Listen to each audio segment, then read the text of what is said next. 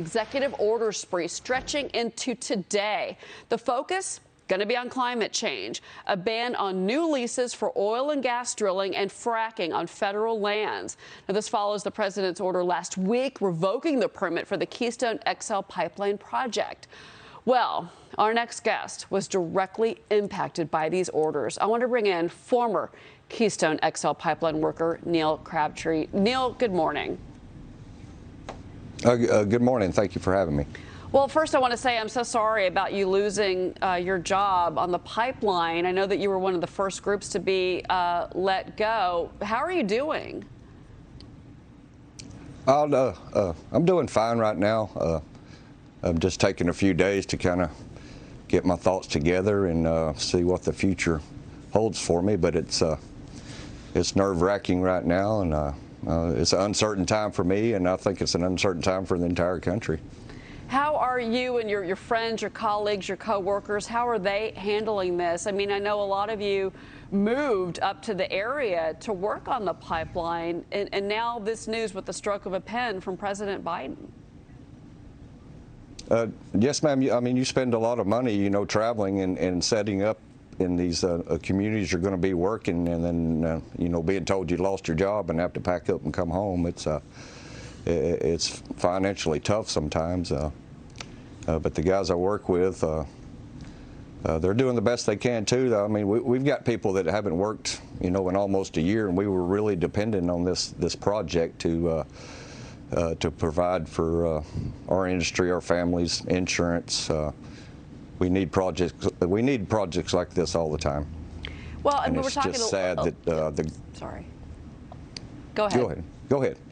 Well, I just, No, go ahead. It's 11,000 workers, Neal. It's you. It's 11,000 jobs that we're talking on the line here. And, you've got President Biden, Democrats control Congress. They're saying we're going to replace the pipeline jobs with green energy jobs. I mean, do you see that as something that's going to be in your future? This country's got to figure out a way to balance it. We can't go that extreme with this. They're calling the Green New Deal. I mean, actually, I refer to it as the Dark New Deal because I don't think Americans are going to be able to afford to keep their lights on if we go that extreme. It also, too, the fact that it's not just, up along the pipeline, but it's also the overall oil and gas industry. I mean, have you thought about maybe Texas, Louisiana? I mean, there's still fracking going on. I mean, is there another route that you could take in your career now? I'm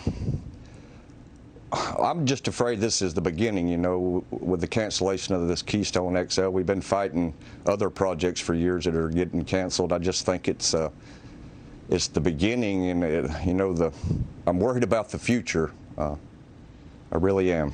Yeah, a lot of people are. I want to bring in my colleague, John Hilzermath. He has a question for you, Neal, if that's okay. John, go ahead. Yes, sir. Hey, yes, I'd love to hear a little bit more about your journey. This Keystone Pipeline has been so up and down for the last 4 years, with Obama rejecting it, and then Trump accepting it, and then Biden rejecting it. Can you tell us kind of when you started working for TC Energy and kind of what your own path has been and kind of where you are now and how you got there? Well, this project's, has been trying to go for almost 10 years now, and I just recently been employed. We just got started on construction about 3 weeks ago, so I haven't been working for TC Energy this whole time. I've been doing other projects. Well, I mean, I guess that's my other question there, because, now, just to let our viewers know, to let you know, we're going to hear more on the oil and gas industry today from President Biden. He's expected to sign another executive order, limiting drilling, federal lands. I mean, it seems like they're really trying to clamp down. I mean, if you did have President Biden's ear, Neal, what would you say to him, in particular about the job losses? What would you say? I would ask him to tell the truth about the real reason these permits are being canceled. They're telling the American public it's because of climate change, and they're portraying this pipeline as new construction that's bringing new oil into the country, and that's just not the truth. This oil's already been coming in by rail car, and we're just trying to get it in a more efficient way.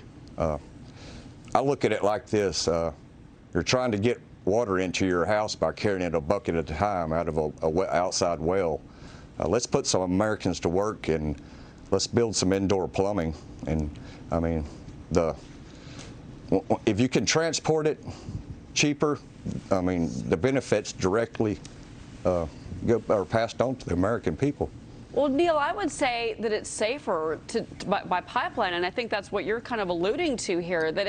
I mean, why would you want to transport that, go back to above ground transportation, whether it's rail car, whether it's truck? Those trains, those trucks are gas guzzling. They contribute to the emissions problem, you know, and the polluted air, the climate, which is, I think that's what doesn't make sense to me, Neal.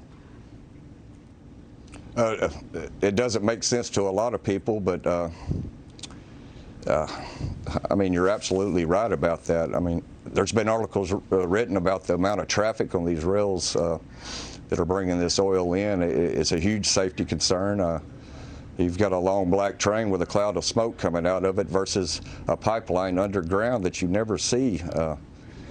Like I said yesterday in an interview, it's common sense, and some people don't seem to have common sense these days. Well, Neal, good luck to you, and please keep us posted. I do hope that you find something else in the middle of all this, and we're so sorry about your job loss, Neal. Okay, well, thank you for having me on. All right, thank you, sir. Have a great day.